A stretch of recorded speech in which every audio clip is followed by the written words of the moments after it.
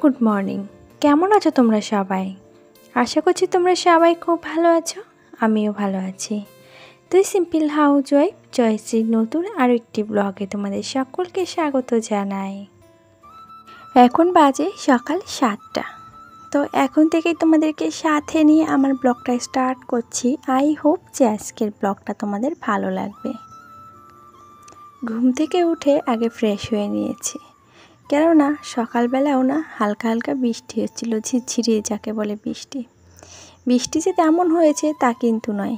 কাল যে বিকালবেলা একটু বৃষ্টি হয়েছিল সেটাই কিন্তু বেশ ঝপঝপিয়ে হয়েছিল ঘন্টা দেড়েক মতন। তারপরে ওই যে কোনো রকম শিপ করে যাকে বলে, মানে গায়েও লাগে না, আবার এদিকে বাইরে বেরিয়ে গেলে ভিজে যেতে হবে, তেমনটা বৃষ্টি হয়েছিল। তাই বলে যে গরমটা কেটেছে তা কিন্তু একেবারেই নয়। বৃষ্টি হওয়ার পরে যেন গরমটারও গুমটু পড়ছে। আগে এক ধরনের ছিল প্রচণ্ড গরম, আর এখন পড়েছে গুমটো গরম। কাজ করলেই যেন গা দিয়ে অনবরত ঘাম ঝরে যাচ্ছে, আর তাতে করে না একটা কেমন কষ্ট মতন হচ্ছে। তো যাই হোক, এদিকে মায়ের শরীরটা না খুব একটা ভালো যাচ্ছে না, কেননা তার ওষুধটা ফুরিয়ে গেছে। আগে থেকে বলেনি যে আমার ওষুধ শেষ হয়ে গেছে। ঠিক যে টাইমে ওষুধ শেষ হয়ে গেছে তারপরের দিন বলছে আমার ওষুধটা না শেষ হয়ে গেছে, আমার শরীরটা আর দিচ্ছে না। আগে তো খানিক বকে নিলাম, তারপরে বললাম যে ডক্টর তো তোমাকে বলেই দিয়েছে যে ওষুধ ছাড়া তুমি একদিনও ঠিক থাকবে না। হ্যাঁ, তোমার কাপেও চা দিচ্ছি। কি আর করবো, তোমার তো চা দিই। তুমি এসেছো, ওই তো ওটাই তোমাদের। হাত ছড়াও, হাত ছড়াও, হাত ছড়াও, হাত ছড়াও। এটা থামের, তোমার থামে, মোপার থামে।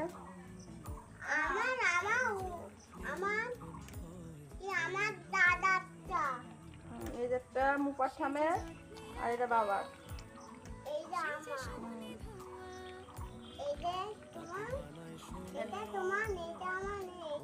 এটা মোপার থামে, ওটা মোপার থামে।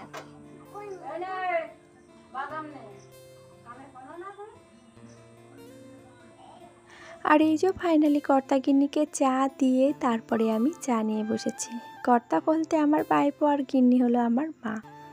তো দুজনকে চা দিয়েছি আর আমি এই যে চা নিয়ে বসেছি। আর একটা জিনিস আমি নিয়ত ফলো করে দেখেছি যে বাচ্চাদেরকে না ইউটিউবে দেখালে দেখছি কমিউনিটিটা অফ হয়ে যাচ্ছে। আগে একদিন আমার ভাইপো আমাদের বাড়িতে গেছিলো, সেদিনকে ওকে দেখিয়েছিলাম বেশ 5 থেকে 7 মিনিট মতন।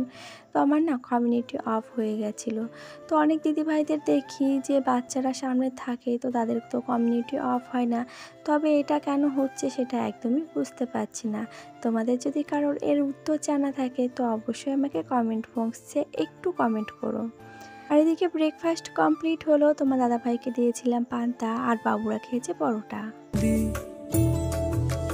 কোথায় পাবে কার মনের হদিশ থাকে বুকে চাপা ভালোবাসার নদী, ঢেউ মুঠোয় রেখো যেন যায় না খোয়া, তাকে বানায় সোনা অনুরাগের ছোঁয়া।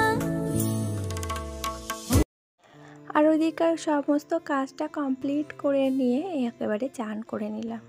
জানো তো এখনও মা রান্না করতে যায়নি, মা কয়টা কুমড়ো শাকের ডাঁটা নিয়ে বসেছে, তো সেগুলোকে বাছছে বসে বসে। তো আমি এদিকে স্নান করে নিয়েছি, আর বাবুদের কয়েকটা জামা কাপড় ছিল, নিজের জামা কাপড় যেহেতু মেঘলা মেঘলা ওয়েদার, আগেও জামা কাপড় মেলে দিয়েছিলাম, সেগুলো শুকিয়ে গেছে তুলে নিয়েছি। আর তারপরে আবার ওই যে জামা কাপড় যেগুলো হয়েছে সেগুলোকে ধুয়ে দিলাম। মেঘলা ওয়েদারে অবশ্য জামা কাপড়গুলো শুকাবে না, তবু ওই যে আর কি না ধুয়ে দিলে কাদা হয়ে থাকবে, তো তার থেকে ভাবলাম যে একেবারে ধুয়ে দিই।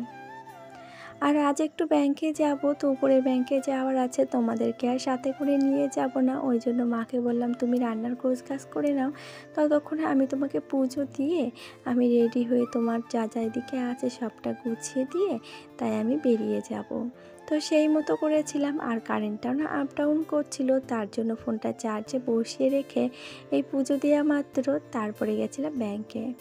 আর ব্যাংক থেকে এসে দেখি আমার মায়ের দিকে রান্না হয়ে গেছে, শাক করেছে, এটা হলো চাল কুমড়ো শাক, আর এদিকে হচ্ছে তোমার মাছের ঝোল। তো 4 পিস মাছ ছিল, সেই মাছের ঝোল করেছে, আর ওদিকে উপরে আছে প্রেশার কুকারে ডাল। তো ডাল সিদ্ধ আর তোমার শাক আর মাছের ঝোল, এই হলো রান্না বান্না। আর এখন এই যে 3 জনের জন্য খাবার বেড়ে নিয়েছি, তোমাদের দাদা ভাই, আমার মা আর আমি। তো চলো খাওয়া দাওয়াটা সেরে নেওয়া যাক। আর এই যে সন্ধ্যা নেমেছে, তারপরে কিন্তু বাড়িতে এসেছি। মোটামুটি ব্যাংকের কাজ কমপ্লিট করে তো খাওয়া দাওয়া সেরে একটু রেস্ট নিয়েছি। তারপরে এই যে ব্যাংকের কাজ বলতে আমার আধার কার্ডটা জমা দেওয়ার ছিল, তো সেটা ব্যাংকের বইয়ের সঙ্গে ঠিকঠাক লিঙ্ক নিচ্ছিল না, ওই জন্য সেটাকে জমা দিতে গেছিলাম। আর এই যে 1 সপ্তাহ পরে মোটামুটি বাড়িতে এলাম। আর ঘরের যে অবস্থা দেখছি নাজেহাল, তাতে করে না আমার একেবারেই বিরক্ত লাগছে। তার জন্য ফটাফট করে ফ্রেশ হয়ে নিয়ে আগে আমি জামা কাপড় চেঞ্জ করে নিয়েছি, তারপরে এই যে এখন ভাবছি বেড কভারটাকে চেঞ্জ করে ফেলবো। কেননা বেশ 1 সপ্তাহ, আর আমি আগেও ছিলাম 1 সপ্তাহ, তো 15 দিন হয়ে গেছে এই বেড কভারটার উপর দিয়েই টর্চারিং চলছে। তো যাই হোক, তোমার দাদাভাই দেখছি একটা সাপোর্টার দিয়ে নিয়েছে মাদু, তো তবু ছেলে মানুষ আর কতটা পরিষ্কার পরিচ্ছন্ন রাখবে, সে যতটা পেরেছে ততটা পরিষ্কার পরিচ্ছন্নভাবে রেখেছে, ওর থেকে তো আর বেশি কিছু আশা করা যায় না। আগে না এইসবগুলো নিয়ে খুবই চেঁচামেচি করতাম, কিন্তু এখন কাউকে নিয়ে না আর এক্সপ্লেন করতে ভালো লাগে না। কেউ বুঝলে বুঝুক, আর না বুঝলে ইটস ওকে, এটা ভেবেই মোটামুটি কাটিয়ে দিই। তবে চলো বিছনাটাকে গোছাতে গোছাতে প্রতিনিয়ত যে কথাটি বলে থাকি আজও একটিবার বলছি, আমার আজকের ভিডিওটি তোমাদের কেমন লাগলো একটা কমেন্ট করে জানাতে ভুলবে না। আর যদি ভালো লেগে থাকে তো প্লিজ একটা লাইক করে দিও। আর নতুন যদি কোনো বন্ধু আজকে আমার ভিডিওটি এই পর্যন্ত দেখে থাকো, ভিডিওটি দেখে ভালো লাগলে চ্যানেলটিকে সাবস্ক্রাইব করে রাখতে পারো। আর পুরনো বন্ধুরা যারা অলরেডি এই কাজটি করে রেখে দিয়েছো তাদেরকে জানাই অসংখ্য ধন্যবাদ আর অনেক ভালোবাসা। তবে একটা কথা জানো তো, প্রতিনিয়ত কিছু কিছু বন্ধু আমাকে এত সুন্দর সুন্দর কমেন্ট করো যে তোমাদের এই কমেন্টগুলো পড়লে না আমার সত্যি মনটা ভালো হয়ে যায়। আরও মনে হয় যে ভাগ্য আমাকে আর কত কাঁদাবে, কত দুঃখ দেবে। যাই হয়ে যাক না কেন, 2 সংসারের টানাপোড়েন আর তোমাদের এই কমেন্টগুলো আমাকে না নতুন করে একটা জীবন দান করে, বিশেষত করে আমাকে মোটিভেট করে তোমাদেরকে এই জীবনচক্রকে প্রদান করতে। তো যাই হোক, ওইদিকে বাবার বাড়ি তো সামলে এলাম, ডাস্টিং ক্লিনিংয়ের কাজ মোটামুটি মাকে সবটা এগিয়ে দিয়ে এসেছি। এখন দেখছি আমার ঘরটায় নাজেহাল, তবে চেষ্টা করছি মোটামুটি যতটুকু জায়গা নিয়ে আমি ঘুমিয়ে থাকবো ততটুকুকে ক্লিন করে নেওয়া। তবে আজ আবার পূর্ণিমা, তো সেক্ষেত্রে না বেশি ডাস্টিং ক্লিনিং করা যাবে না, তো যেটুকু সম্ভব সেটুকু চেষ্টা করলাম অন্তত পরিষ্কার করে গুছিয়ে নেওয়ার। অনেকেই আবার হয়তো বলবে যে তোমার বাড়িতে তো তোমার শাশুড়ি মা ছিলেন, তো শাশুড়ি মা ছিলেন তাতে তো কোনো কিছু আসে যায় না, কেননা তিনি তার কাজটি তার মতন করে করে গেছেন। তো তিনি তো আর বুঝবে না যে আমার মতন করে পরিষ্কার পরিচ্ছন্নতা, তো তিনি যেটুকু করেছেন ইটস ওকে, ওর থেকে বেশি কিছু তার কাছে আশা করাই অসম্ভব। তো যাই হোক, যে যার মতন করে গুছিয়ে নিয়েছে, তো আমার ঘরটাকে আমি আমার মতন করে আপাতত গুছিয়ে নিয়েছি। আর কাল ভাবছি পূর্ণিমা কেটে যাবে ভোরবেলা, তারপরে কিছু ডাস্টিং ক্লিনিংয়ের কাজ আছে সেগুলোকে করে নেব।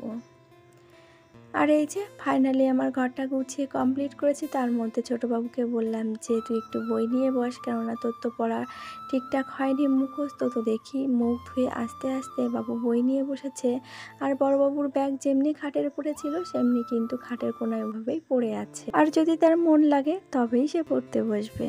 সাম বার্ডস ফ্লাই মেনি মাইলস, মানে কিছু কিছু মানে আছে, পাখি আছে অনেক দূর উড়ে যায়। They fly for food and shelter. Shelter মানে কি বলতো, সেটা বলতে পারলে পারবে। শেল্টার মানে কি?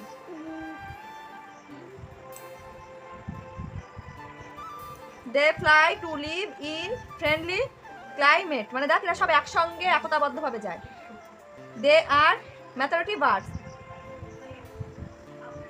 যখন মার কাছ দিয়ে চলে আসলাম তখন না মায়ের 2 চোখ দিয়ে তুর করে জল আসছে। তখন আর বলতেও পারছি না যে তুমি চুপ করো, কি আমি নিজেও সামলে রাখতে পারছি না। এতটা বছর বিয়ে হয়ে গেছে, এত কাছাকাছি, তবুও যেন মনটাই সায় দেয় না। তবে চলো আজকের মতন ভিডিওটি এই পর্যন্তই। সকলে খুব ভালো থাকবে পরিবারকে নিয়ে, আবারও দেখা হবে।